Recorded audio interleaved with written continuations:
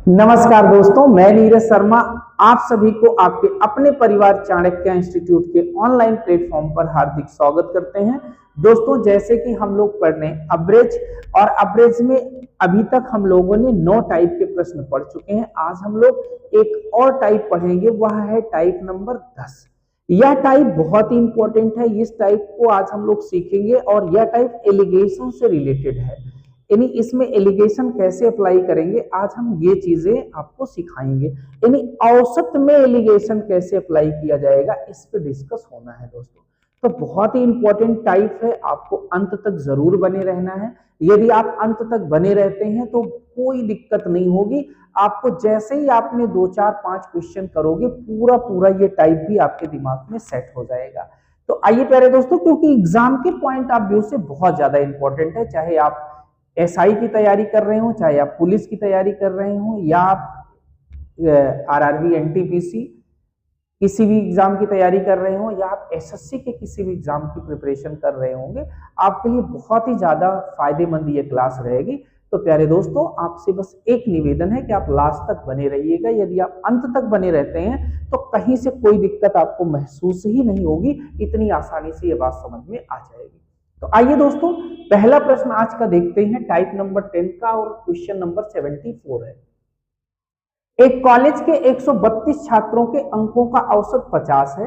यदि उत्तीर्ण छात्रों के अंकों का औसत 55 है और अनुत्तीर्ण छात्रों के अंकों का औसत 35 है, तो उत्तीर्ण छात्रों के कुल अंकों और अनुत्तीर्ण छात्रों के कुल अंकों का क्रमशः अनुपात क्या होगा।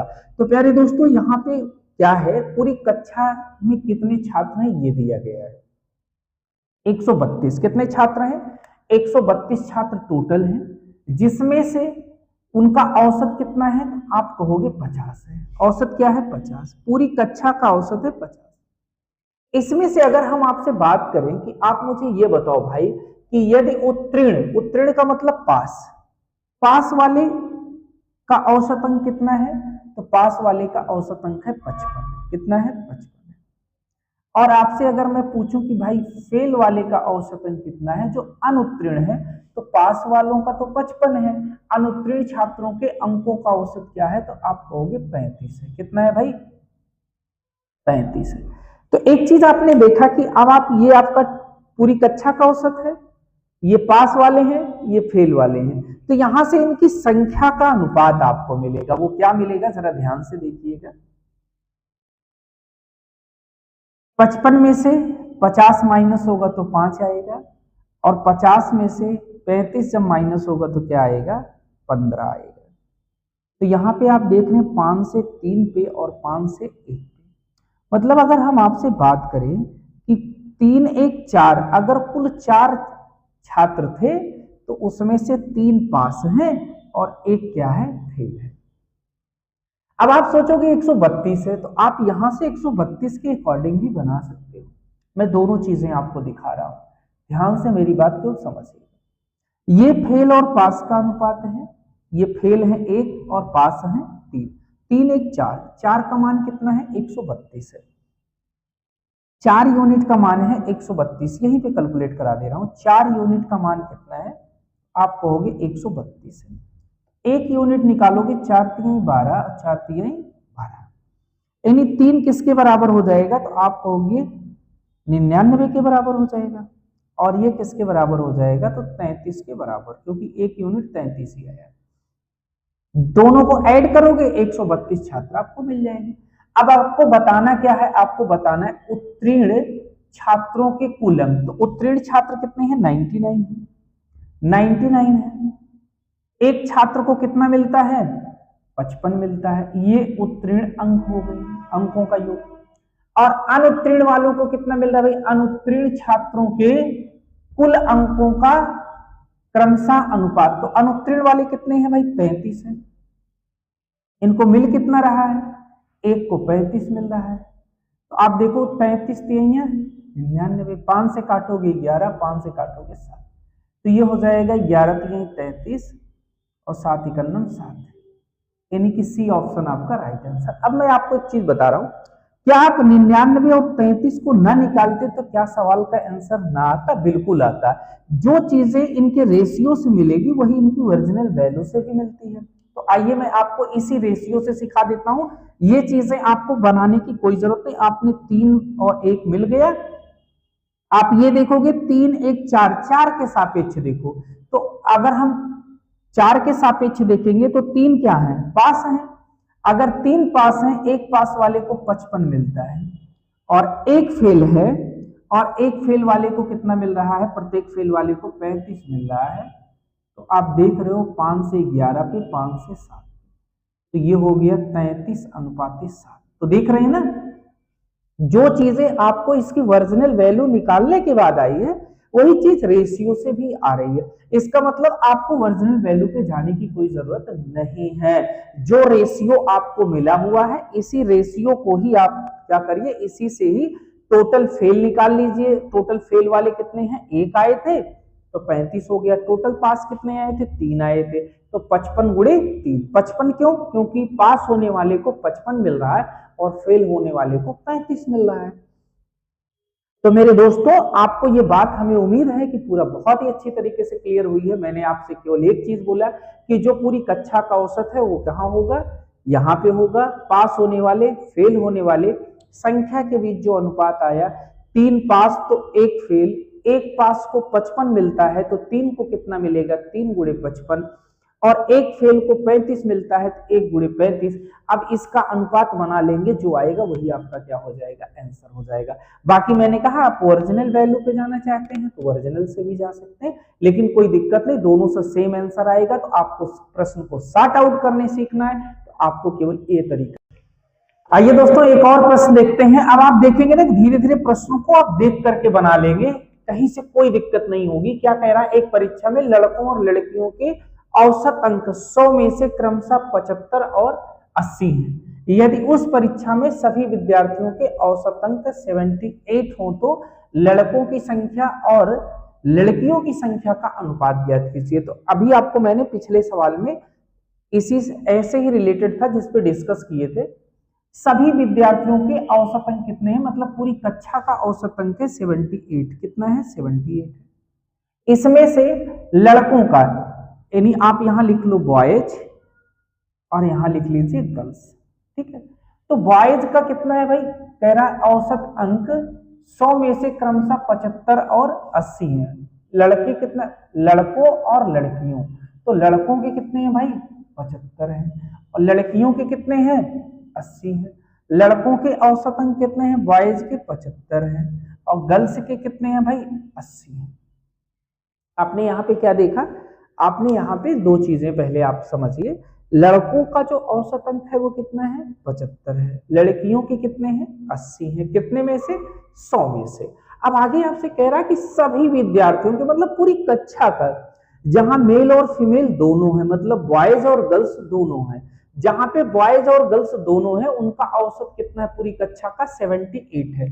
तो ये पूरी कक्षा का औसत है, ये पूरी कक्षा का औसत है। ये गर्ल्स का है और ये बॉयज का है। जब इसको आप यहाँ पे एलिगेशन अप्लाई कर दोगे तो दोस्त इनकी संख्या का अनुपात आपको मिल जाएगा। तो आप देख रहे हो 80 में से 78 घटेगा तो क्या मिलेगा? 2 मिलेगा, और 78 में से 75 घटेगा तो कितना मिलेगा? 3 मिलेगा। मतलब ये कह सकते हो कि बॉयज और गर्ल्स का जो रेशियो होगा वो 2:3 होगा। ये क्या मिलेगा आपको? लड़कों और लड़कियों का अनुपात है, लड़कों और लड़कियों का अनुपात है। आपको निकालना क्या था? आपको यही निकालना है कि लड़कों की संख्या और लड़कियों की संख्या का अनुपात, तो 2:3, 2:3, यानी कि ए ऑप्शन आपका क्या हो जाएगा? राइट आंसर हो जाएगा। मैंने क्या कहा? आपको बहुत ही इजीली आप बना सकते हो।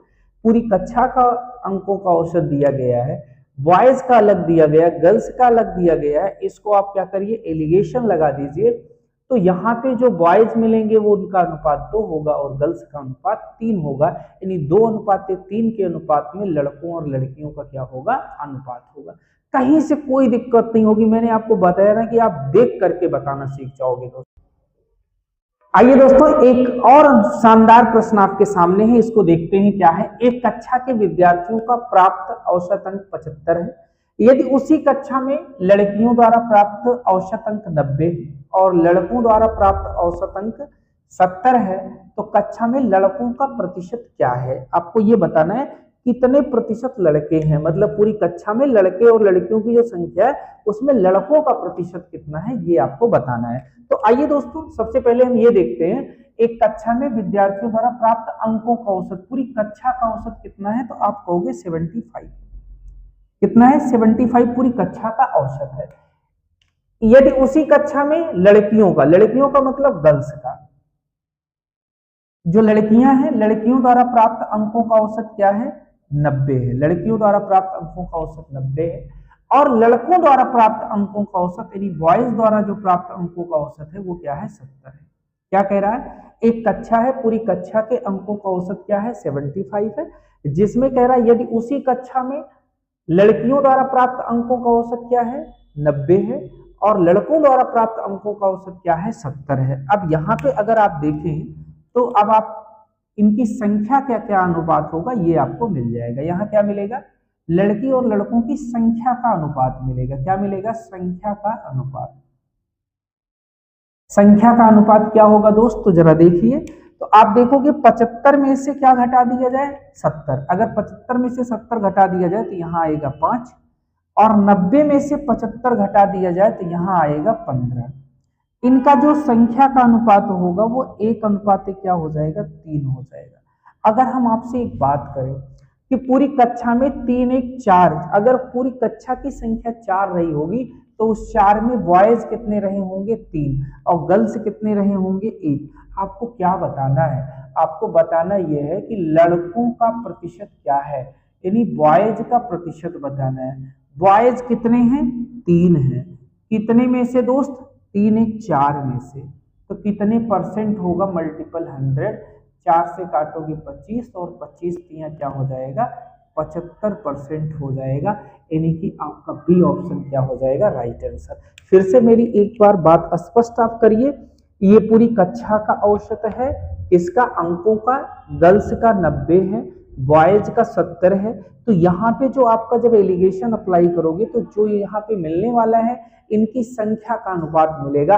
यानी गर्ल्स 1 हैं तो बॉयज 3 हैं। तो एक्चुअल में आपको बताना क्या है? आपको बताना है कि पूरी कक्षा में जो बॉयज हैं उनका प्रतिशत कितना है। तो पूरी कक्षा यदि 4 बच्चों की होगी, अनुपात के अकॉर्डिंग 4 बच्चों की यदि होगी, तो उसमें 3 क्या होंगे? बॉयज होंगे। 3 बॉयज हैं टोटल 4 में, और गुणे 100 तो कितना आ जाएगा? 75%। यानी कि बी ऑप्शन आपका क्या हो जाएगा? आइए दोस्तों, एक बहुत ही बेहतरीन प्रश्न और आपके सामने है, इसको भी देखते हैं क्या है।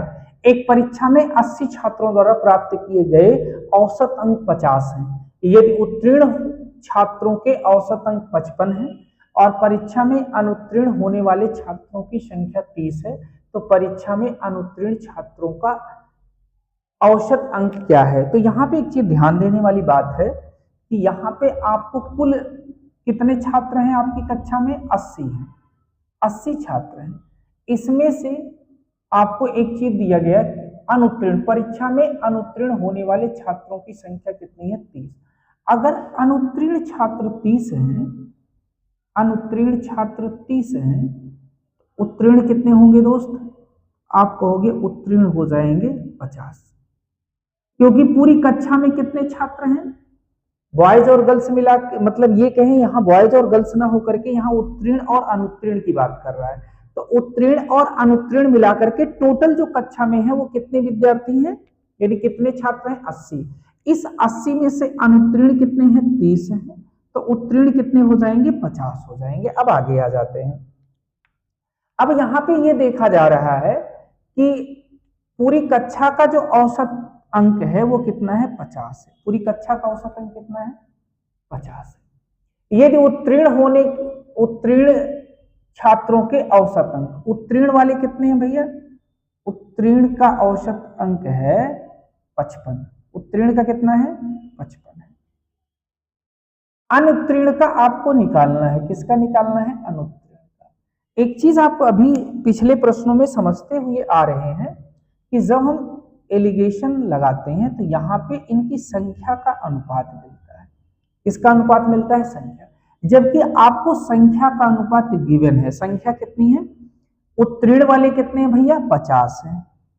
अनुत्तीर्ण वाले भैया कितने हैं? 30 हैं। आप इसका रेशियो बनाओगे तो 5:3 है। जबकि यहाँ पे एक चीज देखो कि 55 में से 50 माइनस होगा तो क्या मिलेगा? 5। यानी 3 का मान क्या है? 5। 3 का मान क्या है? 5। तो 5 का मान क्या होगा ये आपको निकालना। 3 का मान 5 है, यानी हम कह सकते हैं 3 यूनिट किसको रिप्रेजेंट कर रहा है? 5 को। तो 1 यूनिट किसको रिप्रेजेंट करेगा? 5/3 को। यानी ये 5/3, 3 से कितना है? 5/3 है। इसका मतलब ये कितना हो जाएगा? ये यहां से जब जाएगा तो यहां भी 5/3 से मल्टीपल होगा, तो ये हो जाएगा 25/3। 5 25, 25/3। मैंने कहा ना ये दिया गया है आपको, यहां से एक इसका अंतर है 5, मतलब 3 किसको रिप्रेजेंट कर रहा है? 5 को। तो 5 किसको रिप्रेजेंट करेगा? 25/3 को। कहां से है? 3 यूनिट बराबर 5, तो 1 यूनिट बराबर 5/3। मतलब ये यहां से यहां आने के लिए 5/3 है, तो ये भी कितना होगा? 5/3 गुना होगा। अब आपको एक चीज ये पता है कि जो आपका पूरी कक्षा का औसत अंक है ये इन दोनों के बीच में होता है। इन दोनों के बीच में मतलब एक से इससे बड़ा होगा तो इससे छोटा। तो देखो 55 से छोटा है, तो इसका मतलब ये अनुत्तीर्ण वाला जो औसत अंक होगा इससे क्या होगा? छोटा होगा। उत्तीर्ण से ये छोटा है तो अनुत्तीर्ण से क्या रहा होगा? ये बड़ा रहा होगा। यानी अनुत्तीर्ण वाला इससे क्या रहा होगा? छोटा रहा होगा, क्योंकि इन दोनों के अभी इसके बीच में ये जाएगा, इसके बीच में ये जाएगा, तो ये बड़ा है तो ये क्या रहा होगा? छोटा रहा होगा। तो कितना रहा होगा जरा देखो, तो इसको इसमें और इसके डिफरेंस के बाद ये आया, तो 50 में से क्या घटा दिया जाए? 25/3 घटा दो, तो ये हो जाएगा 50 3 है 150, 150 में से 25 घटेगा तो कितना आ जाएगा? 125, 125/3। अब काट लीजिए, 3 चौक 12, 3 एकम 3.66, 41.66, 41.66। कहीं पे दिख रहा है भाई? पहला ऑप्शन दिख रहा है 41.66। यही आपका क्या हो जाएगा? आंसर हो जाएगा। फिर से एक बार स्पष्ट करिएगा, मैंने क्या कहा? कुल संख्या दी गई है, उत्तीर्ण अनुत्तीर्ण आपने अलग कर लिया। उत्तीर्ण अनुत्तीर्ण का रेशियो यहां से बना, यहाँ उत्तीर्ण लिखे यहाँ अनुत्तीर्ण लिखे, इसका औसत निकालना है, पता नहीं है। यहाँ 5:3 बना, इसका अंतर क्या आया? 5 है। 3 5 को रिप्रेजेंट कर रहा है तो 5 किसको करेगा? 25/3 यहाँ हो जाएगा। आपको ये पता है जो ये मान होता है इन दोनों के बीच में होता है, मतलब एक ज्यादा है दूसरा इससे क्या होगा? कम होगा। ठीक है, अगर इससे ये कम होगा तो क्या होगा? तो इन दोनों के इसमें से ये घटाने के बाद ये मिलेगा, तो इसमें से इसको घटा दे तो ये मिल जाएगा, तो इसमें से इसको घटा दिया गया तो क्या मिल गया? 125/3, जिसे आप लिखोगे 41.66। तो उम्मीद करते हैं ये बात भी आपको एकदम स्पष्ट हो चुकी है। आइए दोस्तों अगला प्रश्न देखते हैं क्या है। राकेश एक कोचिंग संस्थान चलाता है जिसमें 50 सदस्य हैं। 35 सदस्यों का औसत मासिक वेतन 37,500 रुपए है। यदि सभी 50 सदस्यों का औसत मासिक वेतन 30,000 रुपए पाया जाता है तो अन्य 15 सदस्यों का मासिक वेतन रुपए में कितना है? तो प्यारे दोस्तों यहाँ पे आपको क्या करना है, जैसे 50 सदस्य हैं कोचिंग संस्थान में, 50 सदस्यों में से 35 का औसत वेतन आपको दिया गया है और 15 को आपका बताना है। अब ध्यान दीजिएगा, यहाँ पूरी कक्षा का औसत वेतन, मतलब राकेश की कोचिंग संस्थान चलाता जिसमें 50 सदस्य हैं। आगे कह रहा है कि 35 सदस्यों का औसत मासिक वेतन 37,500 है। 37,500 ये 35 का है, और सभी 50 सदस्यों का औसत मासिक वेतन कितना है भाई? 30,000 है। कितना है? 30। ये सभी का है, पूरे 50 सदस्यों का है।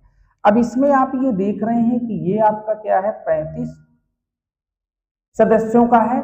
यहाँ आपके 15 सदस्यों का निकालना है, ये आपको पता नहीं। ये यहाँ पे एक चीज आपको देखने को मिलता है, जब आप एलिगेशन लगाते हो तो 37,500 में से 30,000 जब माइनस होगा तो ये 7,500 बनेगा। कितना बनेगा? 7,500। यहाँ पे क्योंकि ये वैल्यू क्या होगी ये आपको पता नहीं है और ये भी वैल्यू पता नहीं है, एक चीज हमको पता है कि इन दोनों का रेशियो पता है, मतलब ये 37,500 पाने वाले कितने सदस्य हैं, आप कहोगे 35 सदस्य हैं, और 15 सदस्य ऐसे हैं जो इसको पाते हैं। यहाँ पे क्या मिलता है, सदस्यों का अनुपात यानी संख्या का अनुपात। तो संख्या का अनुपात आप बना सकते हो 5 से 3 पे और 5 से 7 पे। 3 का मान कितना है, 7,500 है, कितने गुना है, तो 2,500 गुना है। तो 7 का मान कितना होगा, ये भी 2,500 गुना कर दो भाई, तो कितना हो जाएगा 25 सत्ते 175, 17,500। अब एक चीज आप देख रहे हो, ये वैल्यू जो होती है इन दोनों के बीच में होती है, तो ये मान इससे क्या है, ज्यादा है, तो यहाँ वाला जो मान होगा इससे कम होगा। कम होगा तो इसमें से इसको घटाने के बाद ये मिलता है, तो इसमें से इसको घटा दो भाई, तो ये मिल जाएगा। तो आप अगर 30,000 में से 17,000, 30,000 में से 17,500 यदि माइनस करोगे तो कितना मिलेगा, 12,500 मिलेगा। कितना मिलेगा, ये 12,500। यानी 15 जो अन्य सदस्य है उनका जो मासिक वेतन है वो कितना है, 12,500। कितना है, 12,500। कितनी आसानी से चीजें आती हैं। संख्या का अनुपात बना लिया गया, 3 का मान दिया गया, 7 का मान यहाँ से कैलकुलेट कर लिया गया, ये मान इन दोनों के बीच में होता है। अगर ये इससे बड़ा है तो ये वाला इससे छोटा होगा, यानी इसमें से ये घटा दें तो ये वाला मान आपको मिल जाएगा। आप कहोगे बिल्कुल सही बात है, यानी सी ऑप्शन आपका राइट आंसर आ चुका है। दोस्तों आज आपने ये भी सीख लिया कि औसत में एलिगेशन को कैसे लगाएंगे। दोस्तों तो हमें उम्मीद है कि औसत में एलिगेशन कैसे अप्लाई किया जाएगा ये बात आपको बहुत अच्छे से क्लियर हो चुकी है। एक बार आप पूरे सेशन को देखिएगा, उसके बाद आप कमेंट करके बताइएगा कि आपको सेशन कैसे लगा। आज हम लोग 10 टाइप के प्रश्न जो है वो औसत में कंप्लीट कर चुके हैं। आने वाले कुछ क्लासेज और बची हुई हैं, जिसके बाद हम लोग एवरेज को लगभग कंप्लीट कर लेंगे। दोस्तों तो आप मेरे साथ बने रहिए। मैंने आपको पहले भी बताया है कि औसत के बाद एक अलग चैप्टर फिर पुनः शुरू किया जाएगा। जब तक पूरा चैप्टर मैथ का पढ़ा नहीं दिया जाएगा तब तक हम रुकने वाले नहीं है। मैंने आपको पहले बताया है, एक एक चैप्टर का एक एक टाइप पूरा फुल डिटेल आपको पढ़ाएंगे। एक बार आप पढ़ने के बाद आप कहीं भी दोबारा अगर देखोगे तो आपको ये लगेगा कि नहीं, हमने जहां पे और जिस भी टीचर से पढ़ा है उसने सब कुछ बहुत ही बेहतरीन और बहुत ही सिस्टमेटिक ढंग से पढ़ाया है। दोस्तों मैं आपको जो पढ़ा रहा हूँ ना बहुत ही सिस्टमेटिक पढ़ा रहा हूँ, मतलब एक टाइप के बाद अगला टाइप, अगला टाइप के बाद अगला टाइप। इसको आपको पढ़ने के बाद कहीं से कोई दिक्कतें नहीं होगी। एक बार आप पढ़ के तो पूरा देखिए जो है। और प्यारे दोस्तों यदि आपको क्लास पसंद आती हो तो एक बार कमेंट तो कर ही सकते हो ना, कमेंट करके बता सकते हो। इतना आपके लिए इतनी मेहनत की जाती है, वीडियो बनाया जा रहा है, आप तक पहुंचाया जा रहा है, इतनी ज्यादा मेहनत की जा रही है, उसके बाद आपको इसके रिवार्ड में क्या दे रहे हो। मैंने आपसे केवल 2 चीजें कहा, यदि आपको पसंद आता है तो आप चैनल पे सब्सक्राइब कर लीजिए, कमेंट करके बताइए कि कैसे लग रहा है, और शेयर कर दीजिए अगर हो सकता हो, कुछ और लोगों को जोड़िए। इसके अलावा आपसे क्या कहा जा रहा है, और आपको एकदम बेहतर अपडेट से अपडेट कंटेंट आपको दिए जा रहे हैं, तो कोशिश तो मेरी है। हाँ यदि अगर कहीं से कोई दिक्कत आ रही हो प्यारे दोस्तों तो आप जरूर बताइए कि सर ये समस्या आ रही है, उसको भी दूर करने की कोशिश की जाएगी। और यदि आपको क्लासेस पसंद आती हैं और आपको ऑफलाइन क्लास करनी है तो दोस्तों यूपी पुलिस और यूपी एसआई दोनों की एक स्पेशल बैच नई शुरू हुई है। आप 7 बजे आकर के उस बैच को ज्वाइन कर सकते हैं। हमारा पता है चाणक्य कॉम्पिटिटिव इंस्टीट्यूट, दीवानी मोड़, गोलाघाट, सुल्तानपुर। आप आकर के आप संपर्क कर सकते हैं जो है, यहाँ पे ऑफलाइन क्लासेस भी कर सकते हैं। तो अगर आपको ऑफलाइन करना है, यहाँ सुल्तानपुर से आप हैं तो आप जरूर एक बार विजिट करिए। दोस्तों आपको औरों से भिन्न जरूर कुछ न कुछ मिलेगा। कोशिश लगातार जारी है। आप कितना इसमें इसका लाभ ले सकते हैं ये आप पे डिपेंड है। दोस्तों चलिए प्यारे साथियों, मिलते हैं नेक्स्ट सेशन में एक नए टाइप के साथ। तब तक के लिए हम उम्मीद करेंगे कि आप पढ़ाई को कंटिन्यू जारी रखेंगे और आप स्वस्थ रहेंगे, मस्त रहेंगे प्यारे दोस्तों। जय हिंद प्यारे साथियों।